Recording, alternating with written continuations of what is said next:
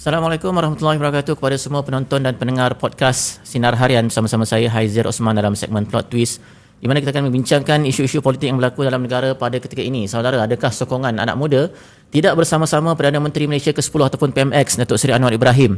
Kalau kita lihat bentuk sokongan yang ditunjukkan oleh anak muda dalam PRU ke-14 pada tahun 2018, bolehlah kita katakan bahawa dari golongan inilah yang mencetuskan kepada kemenangan Pakatan Harapan sehingga menyebabkan mereka mencipta sejarah menewaskan Barisan Nasional yang sejak daripada awal lagi pilihan raya sebelum merdeka lagi memenangi pilihan raya dan menerajui negara sejak sekian lama. Dan namun trend tersebut dilihat tidak berlaku dalam PRU 2022 yang lalu, PRU yang ke-15, apabila trend anak muda dilihat menyebelahi kepada Perikatan Nasional. Dan adakah trend tersebut juga berterusan dalam pilihan raya negeri baru-baru ini yang berlangsung melibatkan 6 buah negeri? Dan adakah sememangnya sifat anak muda itu memang rebel without a cause ataupun anti-establishment, ataupun mengambil semangat anak muda golongan kelas menengah British pada tahun 1950-an dulu, the angry young man? Soalan-soalan inilah yang ingin saya tanyakan kepada seorang anak muda yang aktif di laman TikTok beliau, menyampaikan konten-konten kandungan-kandungan yang berbentuk politikal dan menyampaikan pandangan beliau yang dilihat agak selari dengan pandangan-pandangan Kerajaan Perpaduan Pakatan Harapan dan Barisan Nasional. Sama-sama saya di studio pada hari ini adalah Aina Mardiah, seorang pencipta kandungan dan juga boleh katakan TikToker lah. Betul. Selamat datang Aina. Boleh saya panggil Aina saja? Aina boleh. Okay. Hai, Assalamualaikum. Nama saya Aina. Saya merupakan content creator dekat TikTok. And part-timer as a private tutor dan juga moderator lah. Okey, kalau saudara ada mengikuti laman TikTok Aina Mardiah, barangkali saudara ada mengikuti konten-konten yang beliau hasilkan, penjelasan-penjelasan yang beliau menjawab tentang isu-isu semasa yang berlaku di negeri Selangor dan di dalam negara kita secara umumnya. Jadi sebenarnya saya tak tahu kalau bentuk penyampaian saya akan jadi terlalu formal, tapi saya harap Aina boleh neutralkan, boleh balance kan. Saya nak tanya tentang soalan saya yang pertama, adakah macam saya sebut tadi PRU ke-15, bentuk sokongan anak muda itu dilihat cenderung ke arah Perikatan Nasional lewat gelombang hijau yang melanda dikatakan melalui medium TikTok dan sebagainya. Anak-anak muda ini dilihat termakan ataupun terpengaruh dengan penyampaian-penyampaian ataupun kempen-kempen yang disampaikan oleh Perikatan Nasional khususnya, walaupun menyentuh isu-isu 3R, contohnya isu agama, raja dan sebagainya. Macam ada yang sebelum ni ada yang viral kan dekat TikTok, sampai viralkan gambar video yang hunus kerang, ada tunjuk kerang pula dah, keris, and then it's very orang kata sentimental, perkauman tu dimainkan semula dan kelihatan yang anak-anak muda macam mengikut gelombang macam tu. So soalan kenapa anak muda jadi sebab, macam tu? Sepatutnya anak muda ni mungkin dia dah mampu untuk berfikiran dengan lebih matang. Walaupun kita ada perdebatan tentang umur 18 tahun tu, tetapi secara general adakah kenapa anak muda boleh terpengaruh ataupun termakan dengan kempen-kempen segitu? So kita kembali pada soalan yang tadi, yang pertama yang berkaitan dengan pembukaan tadi, macam mana boleh beralih. First kali anak muda yang ada pada PRU 14 pada usia sekarang dah umur 25 hingga 30. Dan pada yang sekarang ini, apa yang baru lepas daripada SPM 18 hingga 24 lah. So itu berlaku, ataupun yang saya nampak lah sebagai content creator, whatever yang going viral, dia akan ke arah itu, dia akan menjerumus ke arah itu. Selalunya lepas kita SPM, kita ni orang kata fresh tau, kita tak terdedah lagi dengan idea-idea politik. Jarang untuk jumpa anak muda yang berkaitan ataupun berminat dengan politik, ataupun minat dengan parti, ataupun actually orang kata obsessed with anything. Mostly diorang akan ikut kawan-kawan, diorang akan ikut family, diorang akan ikut perkembangan semasa lah. Whatever viral, diorang akan go. I'm not saying that anak muda tak ada tiba fikir, tapi selalunya apa yang diorang nak ni adalah they don't really care. I'm sorry to say this, they don't really care, because I menghadap anak muda, I menghadap junior I dekat universiti, I menghadap student-student I ask, what is your interest regarding politics? They don't care, because waktu ini diorang fikir pasal diorang punya education. They are thinking about diorang punya passion. They are thinking about what their future career will be. Diorang tak fikir tentang politik lagi. They are not there yet. So the right question would be, is not mengapa mereka mengikut perkembangan, but what could be done to actually educate them about politik. Itu yang sepatutnya ditanya oleh mana-mana politician atau mana-mana orang yang betul-betul berminat untuk equip them with knowledge. Okey, saya nak rasanya saya nak throwback zaman saya sekolah dulu lah. Saya sekolah asrama dulu. Saya rasa pada zaman saya sekolah dulu, tingkatan 4, tingkatan 5, kita sekolah asrama, kita ada terlibat dengan gerakan pelajar. Kita sangat terpengaruh dengan idea parti politik membangkang. Which is kita memang terlibat dan terdedah dengan pemikiran politik. Pada waktu itu, parti politik membangkang pas lah. Kan dia orang ada buat demo anti-Israel dan sebagainya. Pada waktu tahun berapa ni? Ini lama lah. Nanti kan saya mendedah umur saya pula. Okay. Tapi maknanya kalau sebut kriket anti-Israel, dia boleh teka kot, boleh track back. Tetapi kenapa kalau idea pada anak muda pada zaman sekarang, they really don't give a damn lah kan. Tak kisah tentang apa perkembangan. Sebab waktu dulu kita tak ada all this application, app social media ke apa tak. You tak engage with this kind of thing. You engage dengan what's going on in real life. You don't care about your orang kata appearance dekat social media, how to post like this, how to make a better content, how to do this. Sebab tu sekarang ni, kalau dulu kita tak pernah terfikir yang influencer akan jadi career, betul tak? Okay? Tapi sekarang influencer akan consider as career. Okay, you becoming somebody in the social media, you can earn more. Even some people ataupun some youngsters nowadays consider untuk tak lanjutkan pelajaran ke universiti ataupun ke tempat-tempat lain sebab they can earn better in business ataupun ada short course outside daripada universiti dan juga any of these private institution lah. So it's different compared. Kalau kita nak cakap waktu dulu dengan sekarang is the same, it's not the same. It's different. So the interest is not the same. Whatever is going on is also not the same. Tapi kalau macam saya, kenapa saya boleh terminate? Sebab waktu saya sekolah dulu, saya memang rapat dengan debat. And then bila rapat dengan debat, kita kena tahu isu-isu semasa. Itu minat saya. Baru saya rasa macam, this is what life is about. Different dengan all those people out there. Yang lain yang merasakan politik doesn't concern them. What concern them is what making them popular ataupun what actually can benefit them directly instead of macam focus too much dalam politik ataupun all this. In fact, saya ada juga orang yang dalam kenalan saya juga, anak-anak muda, umur 24, 25. They don't even know who the Prime Minister is. They don't even know siapa pembangkang. They don't even know siapa kerajaan. Dia tak tahu pun coalition dalam pembangkang dengan kerajaan tu siapa. Diorang tak tahu. Okay, kalau untuk membandingkan dengan zaman saya mungkin agak terlalu jauh. Berbeza. Tapi kalau kita bezakan dengan PRU14 lah sebagai contoh, 2018, 5 years back. Masa tu pun dah ada Facebook semua kan, media sosial yang lain. Mungkin TikTok belum ada lah pada masa tu. Tapi pada masa tu kecenderungan mereka lebih kepada Pakatan Harapan. Adakah sebab sifat yang saya sebutkan sebentar tadi itu mereka lebih anti-establishment, rebel without a cause, angry young man? Adakah sebab dia orang suka benda-benda macam tu berbanding dengan establishment tu? Okay, bagi saya lah, sebenarnya whoever becoming the opposition sepatutnya menjadi check and balance. Check and balance is very important. Okay, kalau kita tengok kan waktu PH 1.0 dia jatuh, dia collapse. Because I rasa experience is not there. Okay, second is because check and balance from the opposition is also quite strong. They don't know how to tackle them because being in the opposition for too long and suddenly they becoming the government, dia tak boleh nak cater to that position. Okay, and then kalau kita nak cakap kita minta anti rebel ataupun youngsters anti rebel, tak adalah macam orang macam Adam Ali sekarang ada dalam politik, and then macam saya pun join dalam Pakatan Harapan untuk see the changes that we are talking for so long. Okay, so if contohlah kalau saya masuk politik ataupun saya masuk dalam Pakatan Harapan, saya becoming a politician. If I were to oppose by youngsters in the future, what I can actually do is actually saya kena meyakinkan diorang yang actually what I'm doing is good. And that's I think what is government is currently doing. Contoh kita tengok NTER, kita tengok projek banyaklah ekonomi madani and so on. But what is missing is actually penerangan yang baik daripada kerajaan kepada rakyat. If people don't understand what you are doing, they will assume you are doing nothing. Itu yang orang tak faham. Kalau orang tak faham, then you do lah 1000 kerja sekalipun. Kalau orang tak faham, they will say that you are doing nothing. Itu yang saya nak tanya sebentar lagi ataupun pada penghujung, tapi ada disebut, tapi tak apa, saya akan simpan dulu soalan tu tentang penerangan yang kerajaan laksanakan untuk menyampaikan program-program yang baik yang sebenarnya ada pun.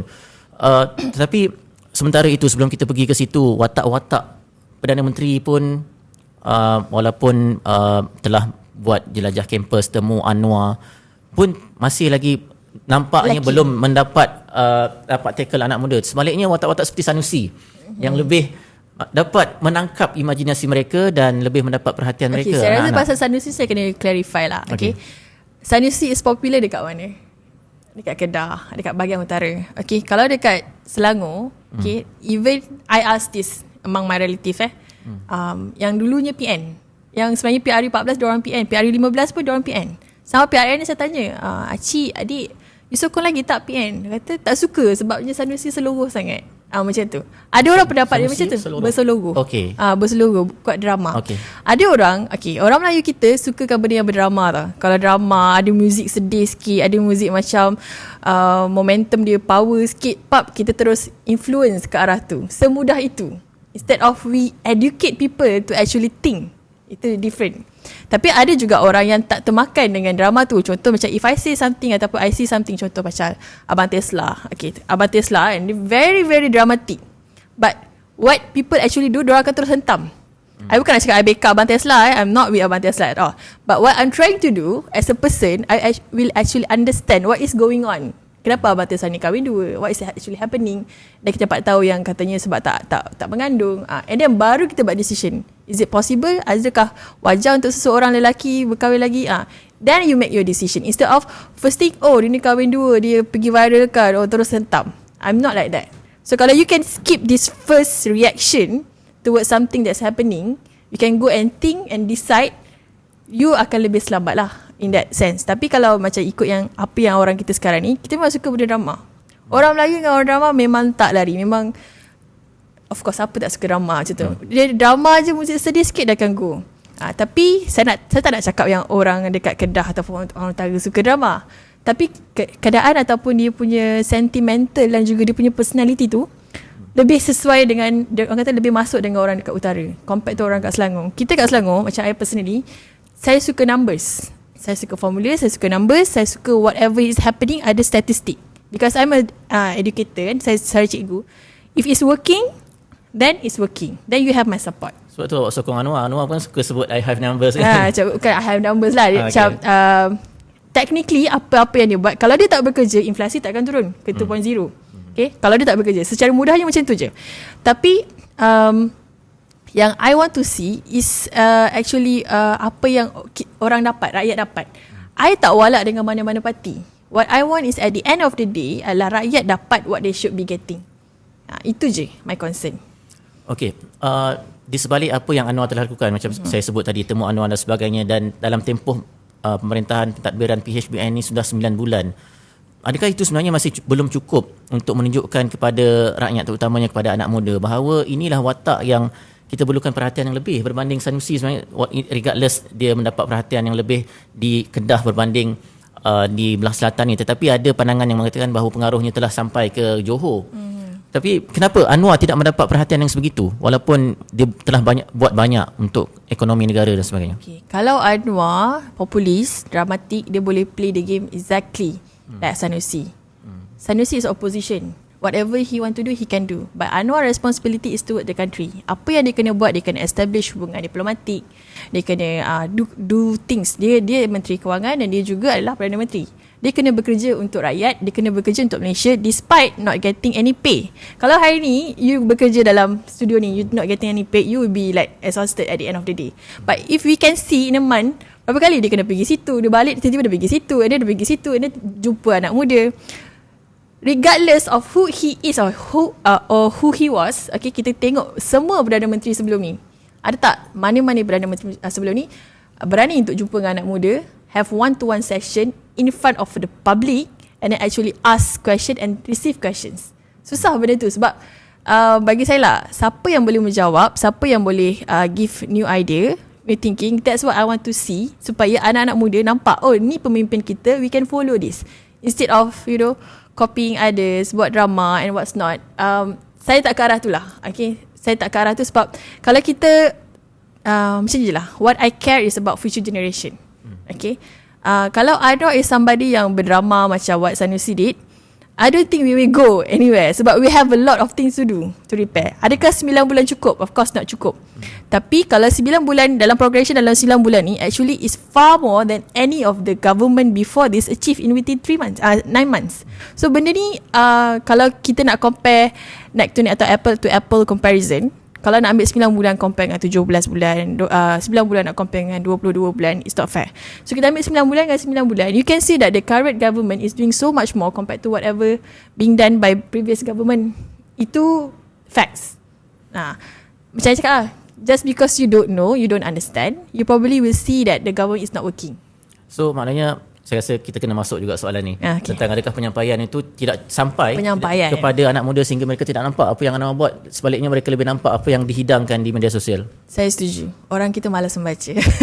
Orang kita malas membaca. Okay. Saya punya motto senang je satu. Be the change that you want to be.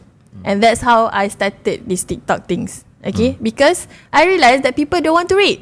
Orang tak akan baca Sinar Harian sekarang. Dulu kita start dengan surat khabar je, betul. And then kita kena buat the program. And then you start podcast and everything. Sebab apparently people don't like to read. So, orang kerja ke, orang student ke, student dah hadap all this assignment. And then you pergi kerja, you dah kena hadap meeting and all. You nak spend masa lagi nak baca surat khabar. It's not the same. Trend berubah. So at the end of the day, you want short clips. You want macam simple penerangan. That's why people like me tiba-tiba muncul secara pro bono walaupun macam-macam orang cakap kan. Okay, muncul dekat TikTok walaupun dengan sebab saya faham what is going on. I spend a few hours in a day untuk baca. Okay, untuk baca, understand. And then bila I tengok orang tak faham, I cuba explain kan. And then that's how it started. So tu kalau saya nak tembak KKD dengan Jcom kat sini, okay, yes, they are doing a very poor job lah regarding penerangan. They need to be more aggressive. They need to do everything they can in their power to make people understand. Use every platform as possible. Maksudnya, okay, cara penerangan ada macam-macam. Some people understand simple context. Some people understand yang complex context. Contoh, ada orang cakap yang bahasa yang mudah, macam saya cakap, bahasa mudah, orang boleh faham. Tapi ada setengah orang suka bahasa macam Anwar, peluncuran, wacana, apa benda kan, yang memang klasik. Ada orang suka macam tu. Ada orang suka yang macam Nazri Hamdan punya yang ekonomi tu, suka yang dengan term, the right term. Ada orang macam tu. So this kind of different kind of context yang akan menyampai yang lebih baik dengan masyarakat. Tapi itulah, sekarang everything need to be done in very short time. Maksudnya kalau you 10 saat pertama you tak boleh catch you punya listener punya attention, scroll 10 saat pertama tu is very important. Kalau you awal Assalamualaikum, orang dah scroll lah. Orang tak akan tengok video itu you. jadi sebab cakap laju. Yes. Sekarang saya pun dah terikut lah. Jadi kita bisa laju. Kita nak cakap laju. So kita tahu kita nak sampaikan, tapi kita ada macam kita ada 1-2 minutes. What can be done in this 1-2 minutes? That's what happened. Padahal dalam kerajaan, dalam Pakatan Harapan telah ramai anak-anak muda, watak anak muda macam you sebut tadi, Adam Adli, malah ramai lagi dalam kerajaan Negeri Selangor sini, besar kita pun anak muda, dan watak-watak yang lain, contoh Kamal Nasir, Jamaliah Jamaluddin, Nik Nazmi. Adakah watak-watak ini tidak menonjol, tidak ada idea-idea anak muda dalam diri mereka yang 10-20 tahun dulu mereka pun memperjuangkan isu-isu yang sama untuk mereka terjemahkan dalam bentuk penerangan yang lebih mesra anak muda? Okay. Macam semua orang kenal Syed Saddiq. Betul. Semua orang kenal Syed Saddiq. Sebab apa? Dia viral. Dia selalu buat content. Because he show himself outside there. Dekat dalam social media, dia main and everything, dia tunjuk. Walaupun kalau dalam Islam, kalau you buat satu kerja, you bagi tangan kanan, you sedekah tangan kanan, tangan kiri tak ada tahu. Tapi as politician, you cannot do that. You bagi tangan kanan sampai ibu jari kaki, you semua kena tahu. Supaya barulah rakyat tahu you bekerja. And that's what should be done by any politician and any youngster politician kat luar tu, kena buat benda tu. And if they are not doing this, macam saya ulang balik soalan pertama, people will assume you tak bekerja. It's as that simple. Sebab sekarang ni zaman viral. Zaman you kena main depan kamera, you kena tunjuk, you kena bercakap, you kena tunjukkan you bekerja. If you are not doing those kind of thing, it's as the same yang you tak bekerja. Itu yang saya rasa lah. Kalau kita tengok Jamaliah ke siapa-siapa yang politician lain, they are actually working. But do you know that they're working? No kan? Kita tahu, I pun tak tahu kalau they're working, kalau benda tak viral. That's what's happening.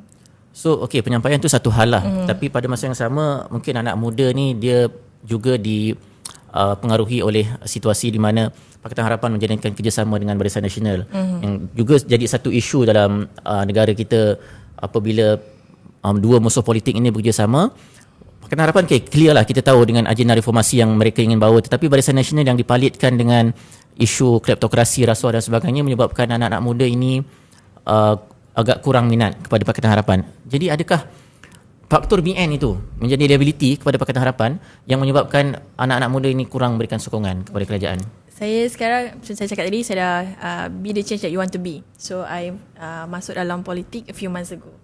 So if I were to say BN is a liability to PH, that would be very very unfair lah.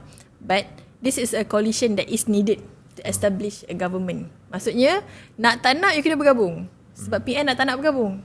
Okay, so nak tak nak you kena bergabung. So regardless dia being liability ke tak, contoh you ada partner yang you sayang, suami atau isteri yang you sayang, dia ada kekurangan, nak tak nak you kena cater to that weaknesses. Tapi itulah masalahnya, dia memberi orang kata impact sedikit lah kepada dia punya image. So right now your own capacity, your own capability is to prove that you are actually can do it even with this weakness with you.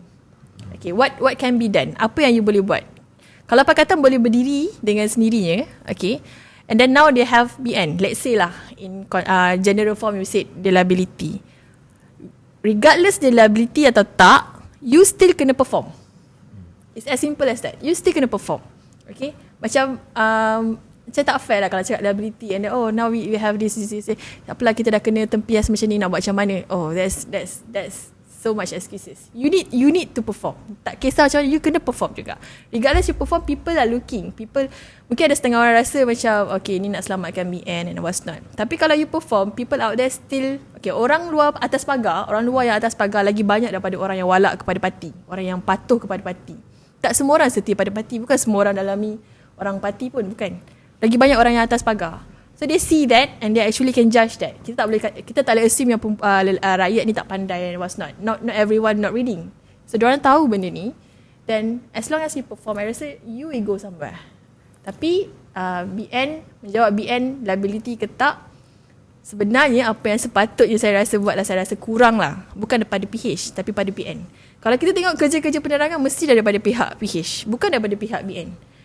Contoh macam kes Zahid and what's not. What actually can be done, defense ke, attack ke, apa benda offensive or not, it should be coming from BN punya penerangan. Because we are talking about your party.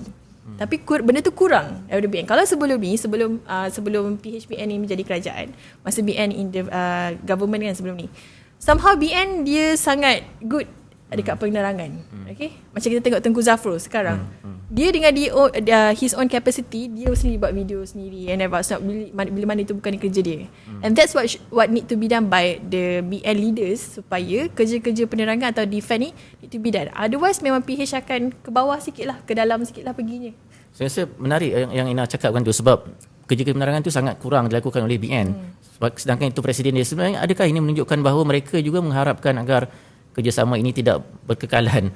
Itu kita kena tanya politician lah. Saya tak tahu sedalam itu tentang parti. Tapi I think as somebody, sebab dia needed in the coalition kan. So mungkin probably dia akan tutup sebelah mata, dia akan buat tak dengar, dia buat tak nampak, saya tak tahulah. Tapi itu orang parti BN boleh jawab lah. Saya tak boleh nak jawab benda tu.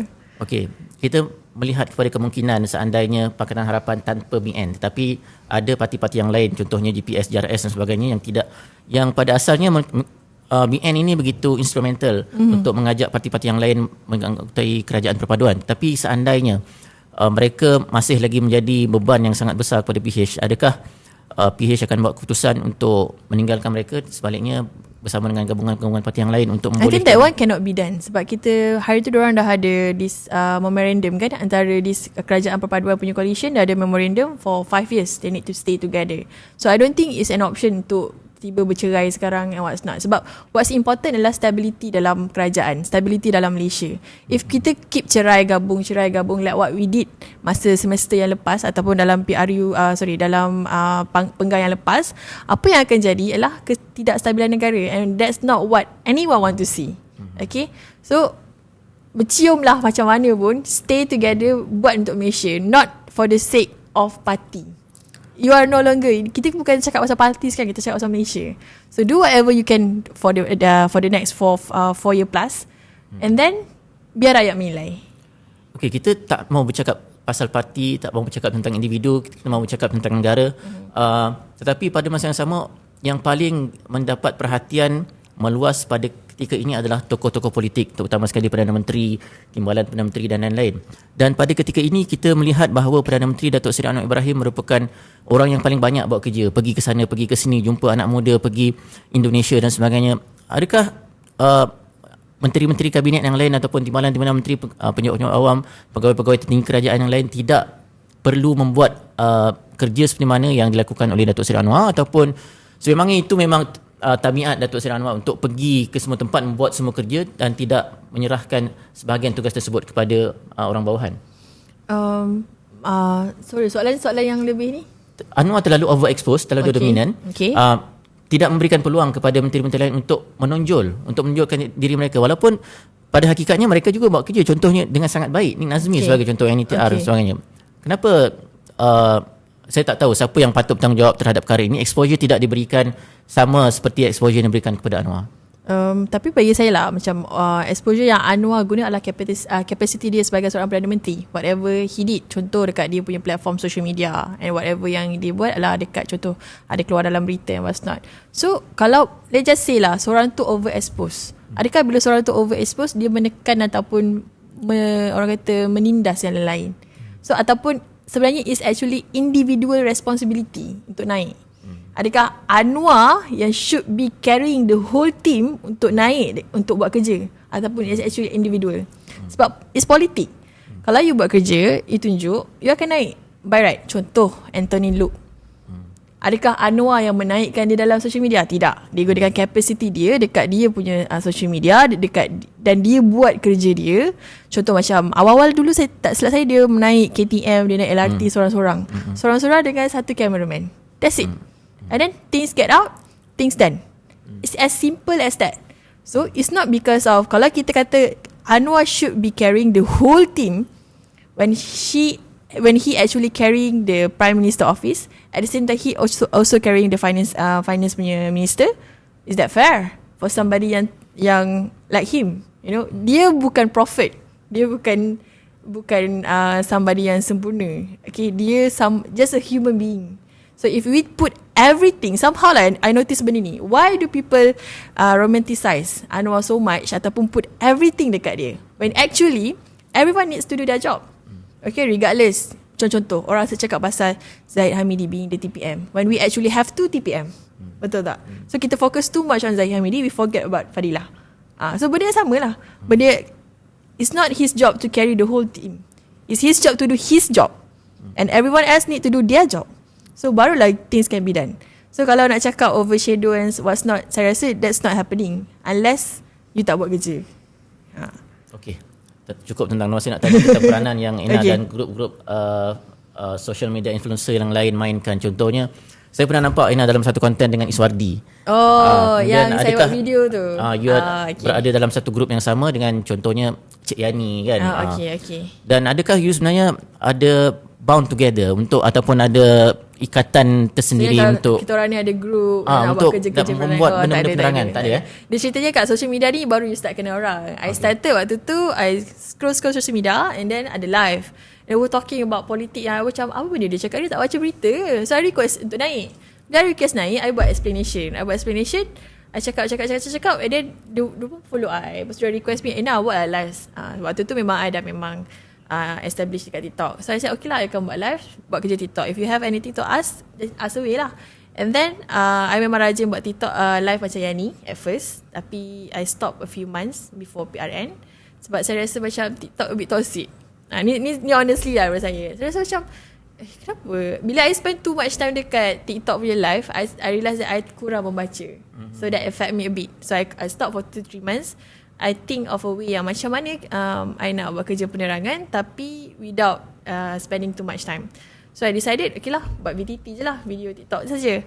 So daripada video TikTok tu baru orang macam korang kenal I. Sebab korang tak kenal I daripada live, korang kenal I daripada VTT. So different ni. So waktu tu yang I jumpa dengan Abang Is, saya kenal dengan Cik Yani, what's not. Kita bukan daripada mana-mana team. Macam yang video yang pasal Iswardi Morni tu kan dekat saya punya TikTok tu. Orang assume, oh Ina ni dalam kerja penerangan sebab I ambil. Itu ada, kita main sikit je sentimen, ambil gambar dengan Iswardi Morni, orang dah assume saya dalam penerangan. That's how easy to tackle dekat social media. People akan assume, oh you dekat sini, you tak buat kerja penerangan, you buat kerja penerangan. Macam tu lah, semudah itu. Kita mainkan sikit je, orang dah rasa macam ni. So maknanya Aina memang Tak ada, saya memang gerak sendiri. freelance, memang tak ada terikat dengan mana-mana. Tak ada, dan tak ada macam rasa untuk responsibility, macam kalau ada satu-satu isu timbul untuk menerangkan atas kapasiti peribadi, Betul. bukan Saya diarahkan. saya cuba sedalam mungkin lah untuk reach politik punya member parti. Okay, kalau macam contoh orang tu ada kaitan dengan MBI ke, orang tu ada kaitan dengan PKR ke, saya you ada tak info pasal benda ni? Kalau you ada, tolong beritahu I. Okay, dia beritahu. Sebab tu bila satu isu tu naik, I need about a day, at least a day untuk I baca semua, I conclude and I do my own script writing, baru sampaikan.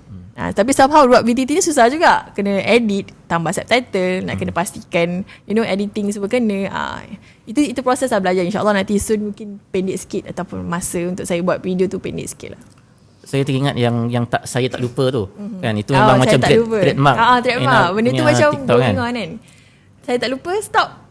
So orang macam apa dia cakap ni? You create suspense. Mungkin nanti in the future saya tukar lain pula. Saya tahu kan. Okay, tadi saya nak tanya tapi saya dah lupa apa benda.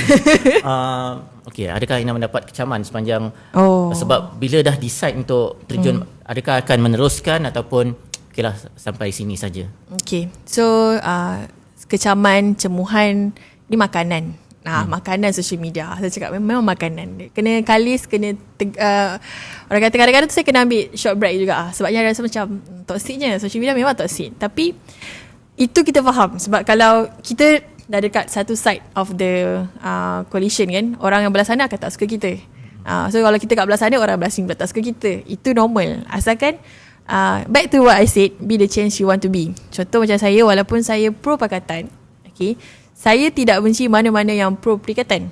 Okay, bagi saya, orang yang menyokong perikatan ke, orang menyokong pakatan ke, is their choice. Itu adalah hak demokrasi yang semua orang kena faham. Tapi saya tak adalah benci walaun, walanun, this kind of name yang diorang use dekat social media kan. Tak. Bagi saya itu stand orang, demokrasi. We are actually, kita kurang faham pasal demokrasi sebenarnya. Contoh saya bagi mudah adik saya sendiri, dia tak vote pakatan. Dia vote pada muda. Okay, dia vote pada muda. Saya macam, kenapa vote muda? Dia dalam pakatan kan. Saya macam, waktu tu saya marah. Waktu tu saya ambil dia untuk pergi, pergi bawa makan. Saya macam, saya marah kat dia.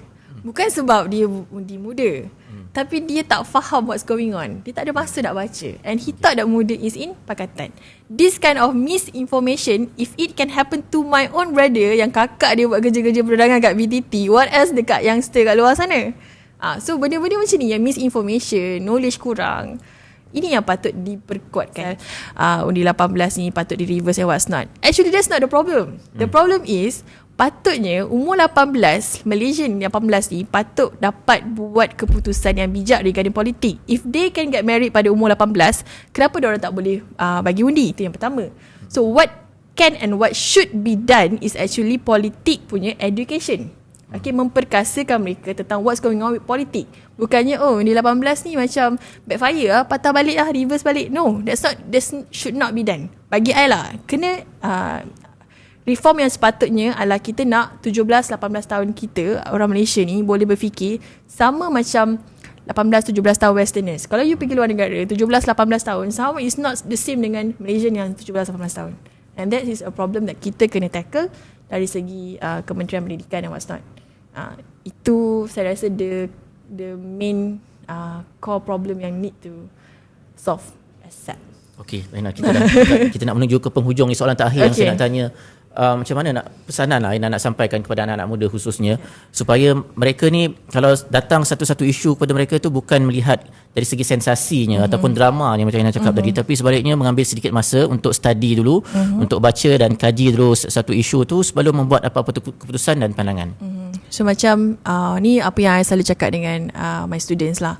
Saya cakap, okay, kalau ada satu berita sampai kat you, jangan buat keputusan dulu. You tanya, macam I suka tanya dua-dua parti. I tak suka tanya satu parti je. Maksudnya kalau orang ni cakap ya, orang ni cakap tak, give me the reason why, and you as a person think and decide.